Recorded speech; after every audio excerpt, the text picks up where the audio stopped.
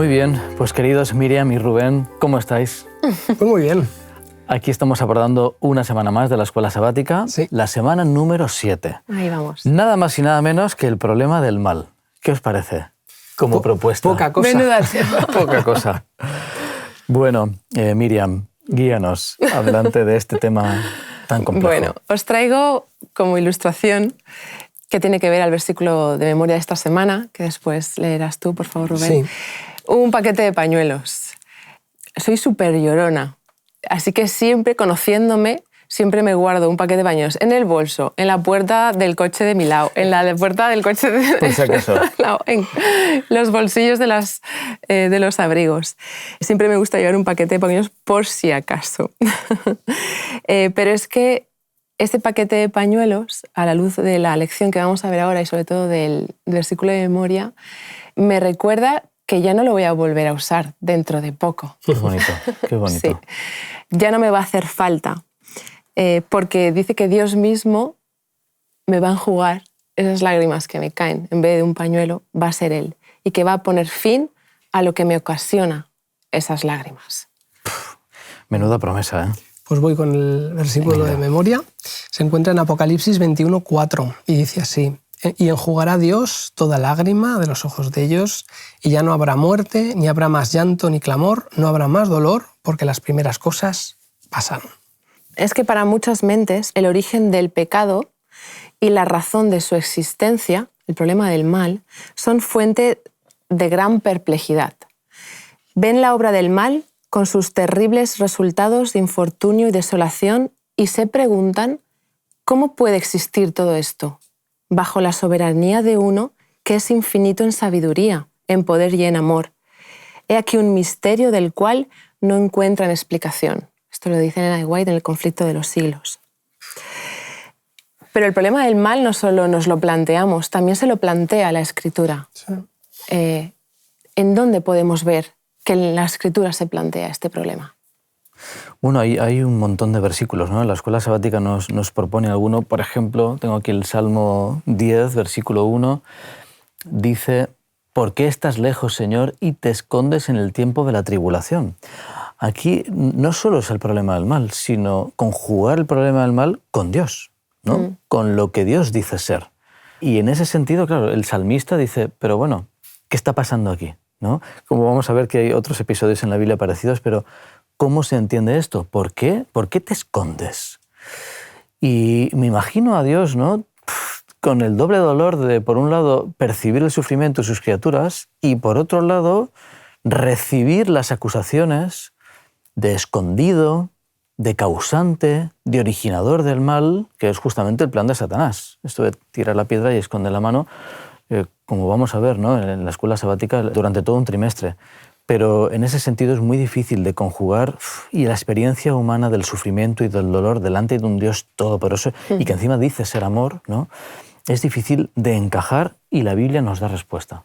Sí, tú decías que la Biblia nos habla de ello, lo cual es de agradecer, porque Dios no nos oculta ciertas cosas, ¿no? Job, que pasa por cosas que nosotros afortunadamente no tendremos que pasar, dice en el capítulo 30 y en el versículo 26, y sin embargo, cuando yo esperaba el bien, me vino el mal, y cuando esperaba la luz, me vino la oscuridad, ¿no? Quizá el problema sea la expectativa, ¿no? Él dice, yo esperaba que me sucedieran ciertas cosas, y quizá tendríamos que preguntar a Job, ¿por qué esperabas que te sucedieran estas cosas y no otras, ¿no? Vivimos en un mundo en el que hay mucha confusión. Y eso implica que incluso las corrientes religiosas que vienen de lugares remotos, que siempre han estado en juego en este mundo, nos acaban afectando de una manera significativa. Hoy en día creemos que si hacemos lo bueno nos tiene que venir lo bueno. El universo organizará las cosas, ¿verdad?, para que nos acabe yendo bien. Creemos también en una teología en la que prosperamos, ¿no? La teología de la prosperidad. Si yo hago lo bueno, entonces necesariamente el Señor me tiene que dar cosas buenas. Pero al contrario, el Señor me dice, Juan 16:33, oye Rubén, en el mundo tendréis aflicción, dice. La promesa de Dios es la opuesta. Claro, justamente. sí, podría decir, no, siempre te va a ir todo bien, tranquilo. Pero dice, no. Hay un pero. Claro. Pero, dice, pero yo he vencido al mundo. Por lo cual, en primer lugar, aunque el mal se nos presenta como algo real en este mundo, hay un pero. Lo que pasa es que el mal tiene fecha de caducidad, ¿sí? Entonces tú puedes legítimamente, creo que Job también legítimamente decía, ¿por qué me está sucediendo esto a mí? Pero al final, aunque tengas un sufrimiento grande, sabes que eso va a ser durante un trecho probablemente más largo de tu vida de lo que esperabas, pero que tendrá un fin, ¿sí? Y eso el Señor, al igual que no te niega que lo vas a pasar mal, también te promete que habrá un momento en el que dejarás de hacerlo.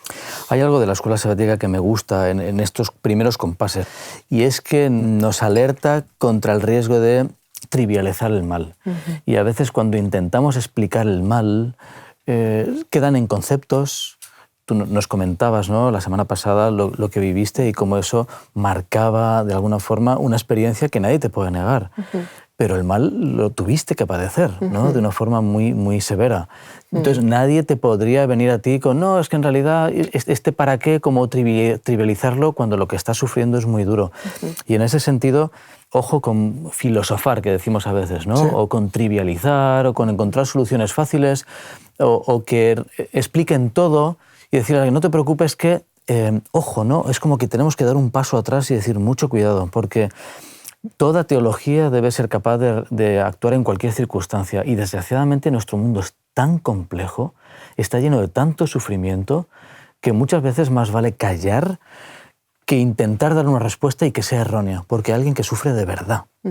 Y en ese sentido las respuestas estándar, enlatadas, o las propuestas teóricas no sirven. Sí.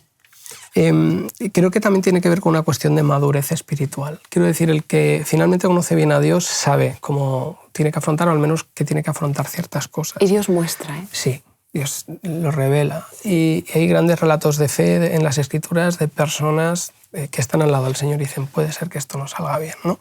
El texto de Daniel 3, versículos del 16 al 18, ¿no? Después de no inclinarse ante la estatua, los amigos de Daniel son pues combinados a hacerlo, y ellos le responden así al rey: hay que tener redaños, para hablarle así al rey Nabucodonosor, que debía tener un carácter muy fino. Dice, Sadrac, Mesac y Abednego respondieron al rey Nabucodonosor: acerca de esto no necesitamos responderte.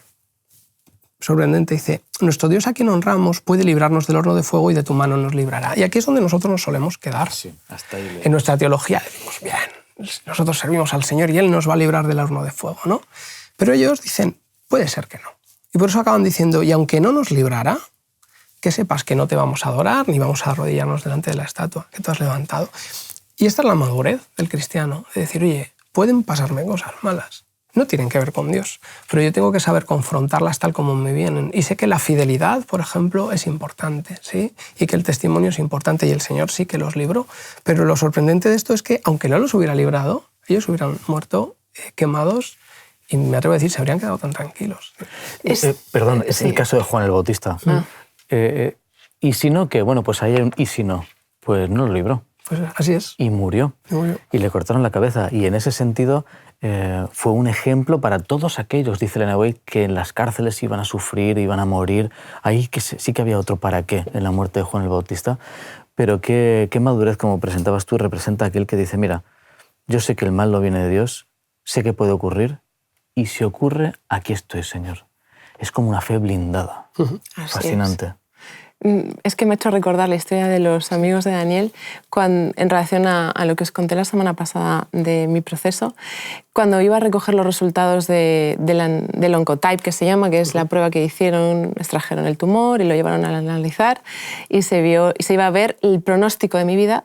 Me iban a decir por estadística cuánto me queda, bueno, más o menos, y si la quimio iba a ser efectiva o no iba a ser efectiva. Claro, cuando estás, que te van a decir eso, ¿qué va a ser de ti? Entonces, ese día recuerdo que me desperté pronto, oré, y el Señor me dio una paz. Se lo contaba a Carlos, que me acompañó. Le decía, mira, Carlos, es que me da igual, porque sé que yo aquí además no me quedo, porque me espera algo mejor, y porque solo me basta el Señor, y al Señor ya le tengo. Entonces, es como, ¿qué me puede hacer el hombre? ¿No? Lo que decía Pablo, ¿qué me puede hacer? No me puede hacer nada, porque con Él lo tengo todo. Entonces, esa paz de meterse en ese horno de fuego y esa seguridad, bueno, solo viene de Él, solo viene de Él. Continuamos avanzando. ¿Y el mal también afecta a Dios? ¿También le toca de alguna manera? De alguna forma le ha metido en un buen lío, ¿no? Sí. El mal no le ha pillado por sorpresa, como podríamos decir. Dios sabía de lo que iba a ocurrir, ¿verdad? Desde antes de la fundación del mundo, ya ese cordero fue destinado, pero sí que le ha arrastrado a una situación por amor hasta las últimas consecuencias. Y en ese sentido, Jesús representa las últimas consecuencias de un Dios que decide involucrarse hasta la muerte con el ser humano en este plan de salvación. Y en ese sentido, claro, Jesús en la cruz, ¿qué está haciendo allí? Está absorbiendo todo el pecado pasado, presente, futuro. Dice Ellen White que eso le mató realmente, ¿no? Ese corazón quebrantado por el pecado. Y fijaos hasta qué punto, ¿no? Y ese pecado es el que carga a Jesús, lo separa de su Padre. Y esa expresión de Mateo, ¿no? 27:46 es una expresión que es como una paradoja, espacio-tiempo, en términos de la divinidad. Algunos autores han llegado a señalar que allí la divinidad se fractura, ¿no? Está Padre, Hijo, Espíritu Santo, esa deidad, y en un momento, por primera vez en el espacio-tiempo, por primera vez en la historia de la divinidad, por primera vez en el universo, hay una desconexión de uno de los miembros de la divinidad. Por el pecado. Por el pecado. Porque Dios es la mío, separación. Dios mío, claro, ¿por qué me has abandonado? Y en ese momento es como que Jesús no podía percibir al Padre, queda desconectado, queda como sin wifi, fuera del sistema de esa divinidad, aunque dice Ellen White que el Padre estaba ahí con su Hijo y él no podía verlo. Bueno, esto para mí representa el máximo exponente de cómo afecta el pecado de Dios. Fíjate si le afecta. Que la divinidad se viese afectada en ella misma porque uno de los miembros de la divinidad queda separado temporalmente por el pecado y que lo exprese así, utilizando un salmo, ¿no? Pero, ¿dónde estás? No, ¿dónde estáis? No tengo cobertura. Es algo fascinante. Bueno, esto podríamos hablar mucho más de la encarnación, porque no fue simplemente ese aspecto y después el domingo resucita y vuelve al cielo y aquí no ha pasado nada. Cuando profundizamos en lo que representó la encarnación de Jesús y entendemos que la encarnación es para siempre, descubrimos algo que es otra paradoja. Resulta que Jesús, Jehová, el Jehová del Antiguo Testamento Todopoderoso, se hace hombre para siempre. Y tiene una naturaleza única literalmente, divino-humano por la eternidad, y estaremos la eternidad entera intentando descifrar, sí. pero ¿qué has hecho? ¿Os imagináis? ¿Qué has hecho? No nos dará la eternidad para entender el sacrificio infinito. Cuando leemos las expresiones del sacrificio infinito de Dios, no da simplemente con los 33 años y medio, la muerte y la resurrección. No, es que es infinito de verdad. Es que dura por la eternidad esa encarnación. Bueno, es espeluznante simplemente imaginar hasta qué punto Dios se ha involucrado y le ha afectado esto que llamamos mal. Y además, bueno, ya haciendo teología ficción, ¿no? El riesgo que corre, ¿no? La divinidad, porque aunque el plan original se estableciera mucho antes, ¿no? de la misma creación, y aunque contara evidentemente con la victoria de antemano, cuando Jesús se encuentra en la cruz, no sabe lo que va a ser de él. Cuando Jesús se encuentra orando en el Monte de los Olivos, tiene una angustia real semejante, bueno, superior, pero entendedme, ¿no? A la que podríamos tener cualquiera de nosotros. ¿Qué hubiera pasado si Jesús hubiera fracasado? La divinidad se pone en juego a sí misma. Sí. No es solamente el hecho de que, bueno, se involucra a Dios, no es que se involucra, es que se mete al fango hasta el cuello, ¿verdad?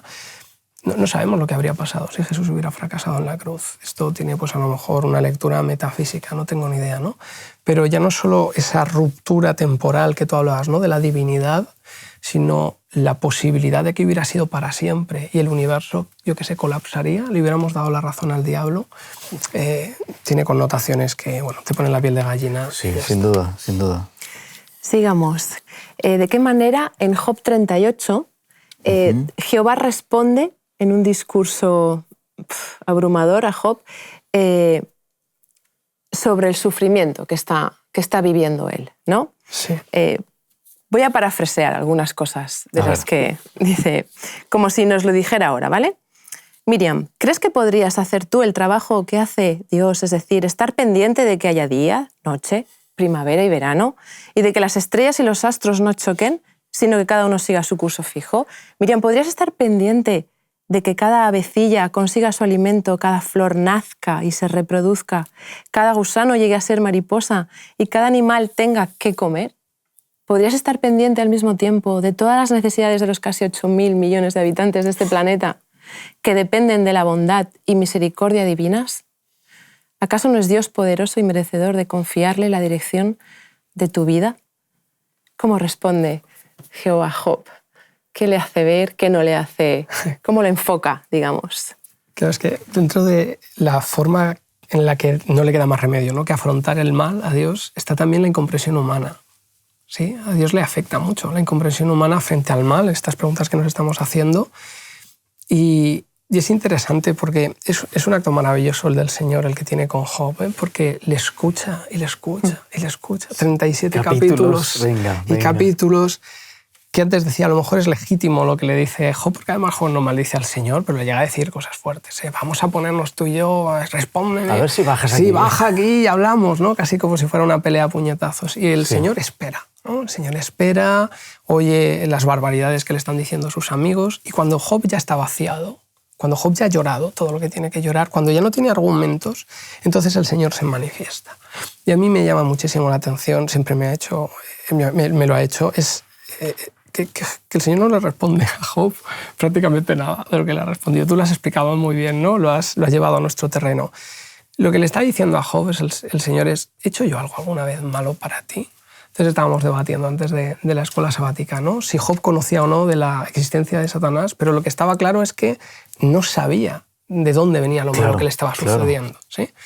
Job creía que lo bueno y lo malo procedía de Dios. Y es maravillosa la fe de Job, porque aún así dice, bueno, pues no puedo maldecirle. Pues, habrá algo que yo haya hecho mal, ¿no? Esa teología de nuevo de la prosperidad. Sí. Pero el Señor le contesta, ¿sí? Y le dice, mira, tienes que saber que hay un conflicto entre el bien y el mal y que yo no he hecho nunca nada malo hacia ti, sino que hay otro que lo ha hecho. Y la respuesta de Job es extraordinaria también, ¿eh? Job dice, vaya lección que me ha dado el Señor. Yo hasta ahora, no sé, había oído cosas de ti, ¿no? Te conocía de oídas, pero ahora resulta que sé quién eres de verdad, ¿sí? Y luego el Señor le restaura y todo lo demás, pero de nuevo encontramos cómo en el sufrimiento extraordinario de un hombre, el Señor tiene una lección magistral que darle, y tan grande es la lección que le da como grande ha sido el sufrimiento, ¿sí? Es proporcional. En ese sentido, es curioso porque la respuesta de Dios, como tú dices, no responde aquí, sino que viene desde aquí, ¿no? Desde nada que ver. Le empieza a decir, a ver, Job, asómate un momentito al universo. Y se asoma al universo, ve todo lo que hay allí y lo tapa, porque tampoco le cabe a Job todo lo que Dios es, ¿no? Cuando dice, más ahora mis ojos te ven, bueno, ha visto una parte, pero le queda por ver, imagínate. Y simplemente es como que le dice, mira, va por aquí la respuesta. Y la respuesta es que te faltan tantos datos. Y yo creo que esa respuesta es la que nos queda a nosotros, ¿no? Nosotros seguimos con las mismas preguntas de Job a veces, de forma más directa o más indirecta, decimos, pero bueno, ¿y aquí qué pasa, no? ¿Dónde estás? Y todas esas preguntas, y la respuesta de Dios sigue siendo, es que no te lo puedo explicar. Y de hecho Job nunca recibe una explicación de qué ha ocurrido allí. Simplemente es restaurado, él mantiene su fe blindada, pero nunca recibe toda la explicación que recibimos nosotros, ¿no?, lectores del libro. Y sin embargo sigue quedando esta respuesta para nosotros de, es que hay tantas cosas que se nos escapan que solo te queda confiar. Creo que es una respuesta de la Biblia. Y que entender y conocer a Dios a veces es más importante que desentrañar todos sus motivos. Así es. Sí. Y al final creo que queda eso, ¿no? Es decir, ¿tú sabes quién es Dios? Creo que sí, pues ya está. Pues ya está. Sí, pero es que, piénsalo. Vale. Y se nos acaban las preguntas, no nos responden las preguntas, no hay respuestas para todo, pero se reducen las preguntas. Y en ese sentido, sí que durante toda la Biblia queda esta noción de que aunque no tengamos respuestas, no quiere decir que no las haya. Hay un texto que habla precisamente de ese. Adelante. En 1 Corintios 4:5 dice, así que no juzguéis nada antes de tiempo, hasta que venga el Señor, el cual aclarará también lo oculto de las tinieblas y manifestará las intenciones de los corazones. Entonces, cada uno recibirá su alabanza de Dios. Es como, por ejemplo, nosotros aquí no vemos los gérmenes que están flotando, pero sabemos que hay gérmenes. Sí, aunque no los veamos, nos supone que no haya, ¿no?, gérmenes. De igual manera, el hecho de que no sepamos cuáles son las razones de Dios no significa que Dios no tenga buenas razones. Claro, sobre todo sabiendo que Dios es un Dios justo, sí, hombre, es un Dios de amor. Sí, simplemente quizá voy a decir una barbaridad, porque nosotros hemos sido conocidos siempre los adventistas como el pueblo del libro, y si nos caracterizamos por esto es porque hemos acudido a la Biblia para buscar respuestas para todo. Pero llega un momento, y tú lo has dicho muy bien antes, en el que me parece que tenemos un afán desmedido y estamos sobrevalorando el tener todas las respuestas. ¿Sí? Hay respuestas que no podemos conocer. En el texto que tú acabas de leer se nos dice que se nos revelarán probablemente cuando llegue el final de todas las cosas, ¿verdad? Y yo simplemente tengo que abordar la Biblia como un libro misterioso que nos presenta a Dios, que es el eterno. Algo que yo tampoco puedo entender porque yo vivo en el tiempo y Dios no. ¿Sí? Y tengo que ser lo suficientemente humilde como para decir, bien, Señor, hay cosas que tengo que creerme, porque tú me las explicas y porque si no, ¿dónde queda la fe en la experiencia con el Señor? No digo que no haya que buscar respuestas, no digo que el Señor no nos dé muchísimas respuestas, pero lo que yo descubro en la escuela sabática de esta semana es que el Señor no siempre nos las da todas. Y tú te quedas como te quedas, pero sin embargo conocer más a Dios. Eso es lo que cuenta. Y qué bueno, porque esa fe que tú planteas nos permite vivir sin tener todas las respuestas. Claro. Vivir y confiar. Y es como que Dios revela suficiente como para que lleguemos al lugar donde se nos darán las respuestas, ¿no? Nos da suficiente. No hace falta más. Nos encantaría tener más, pero mira, por ahora podemos entender esto. Y con problemas. Muy bien. En el Salmo 73, Asaf se da cuenta precisamente de esto, ¿no? Y que le hace ver las cosas desde otra perspectiva. Por ejemplo, los versículos 2 y 3 del capítulo 73 de Salmos dice: en cuanto a mí, casi se deslizaron mis pies, por poco resbalaron mis pasos, porque tuve envidia de los arrogantes, viendo la prosperidad de los impíos. Es como, es que casi... Qué bien les va a los malos, ¿eh? Sí. ¿Hasta que qué? ¿Qué es lo que cambió? El versículo 17, ¿no? Sí. Hasta que al entrar en el santuario de Dios comprendí el fin de ellos. Sí, sí. Claro, 4 cosas. ¿Qué puede descubrir Asaf en el santuario, ¿no? Que tenga que ver con el conflicto entre el bien y el mal, ¿no? Pues yo apunto a ciertas cosas. Un Dios que a pesar de todo quiere vivir en medio de su pueblo, que esto ya lo hemos dicho. Dios está con nosotros, para bien y para mal lo está, o en el bien que me sucede y en el mal que me sucede. Un Dios cuyo trono es un carácter perfecto, que se revela a nosotros en 10 mandamientos, ¿sí? Un Dios que trae expiación final, ¿sí? Al final el Señor dice, las cosas se van a arreglar. Y un Dios que continuamente, además, durante todo ese proceso y hasta que llegamos al final, provee alimento, provee clarividencia y provee intercesión. Estoy hablando del lugar santo simplemente, ¿sí? Así que Asaf, en mitad de todas sus preguntas, dice, es hermoso relacionarnos con Dios, ¿no? Los versículos 22 al 25, que los he apuntado, porque me han gustado especialmente, ¿no? Dice, tan torpe era yo que no entendía, era como una bestia ante ti. Con todo, siempre estuve contigo. Me sostuviste, es como lo que tú decías, ¿no? Estabas tú conmigo, pero no te veía, ¿no? Me sostuviste por mi mano derecha, me guiaste según tu consejo y después me recibirás en gloria. ¿A quién tengo en el cielo sino a ti? Fuera de ti, nada deseo en la tierra. Yo ya no comento nada porque no se puede. Y en ese sentido, el santuario como tal, la doctrina que permea a través del santuario pone fin al problema del mal, pone fin al problema del pecado. Y de alguna forma la teología cristiana ha dejado de lado un poquito el santuario, un poquito bastante, y queda como, el pecado queda sin resolver. Bueno, sí, se perdona o no se perdona, pero hay mucho más, ¿no? Y en ese sentido el santuario pone fin y el culpable recibe todo el pecado, ¿verdad? En ese azazel, recibe toda esa culpa y finalmente es llevado al desierto donde muere. Así que el santuario nos habla del final también, del mal. C.S. Lewis escribió una vez, el autor que el libre albedrío, aunque hace posible el mal, es también lo único que hace posible cualquier amor o bondad o alegría que merezca la pena. ¿Qué pensáis? Muy bueno, muy bueno. ¿Qué le vamos a decir a C.S.? No tengo nada que decirle al señor Luis. Pero claro, es esa paradoja, ¿no? De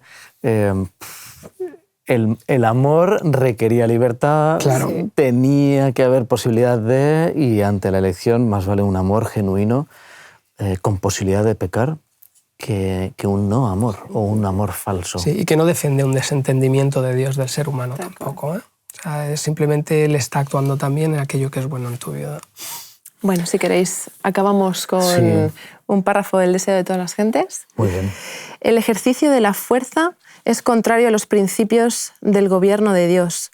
Él solo desea el servicio del amor, y el amor no puede ser mandado, no puede ser ganado a la fuerza o a la autoridad. Solo por el amor se despierta el amor. Conocer a Dios es amarlo. Su carácter debe manifestarse en contraste con el carácter de Satanás. Tan fundamental era el amor y la libertad inherente al amor que en lugar de negárnosla, Jesús sabía que le enviaría a la cruz, donde sufriría enormemente, pero aun con todo aceptó. Que se nos bendiga. ¿Acabamos con una oración? Sí, vamos a orar. Amado Señor, te damos muchas gracias porque a pesar de las dificultades que tenemos a la hora de entender el mal que reina en este mundo, sabemos que tú estás de nuestra parte, que tú restituirás todas las cosas al final del tiempo, y en esa confianza, Señor, nosotros nos aferramos a ti esperando hasta que llegue ese momento. Te lo agradecemos y pedimos en nombre de Jesús. Amén. Amén. Bueno, pues nos vemos para el estudio de la próxima lección. Muy bien, nos vemos. Nos vemos. Te invitamos a tener una experiencia más allá del sábado, convirtiendo tu unidad de acción en una iglesia hogar en donde la Biblia, la oración intercesora, la fraternidad y la testificación sean vuestro estilo de vida. Así experimentaremos un poder renovador en la iglesia y en el cumplimiento de la misión.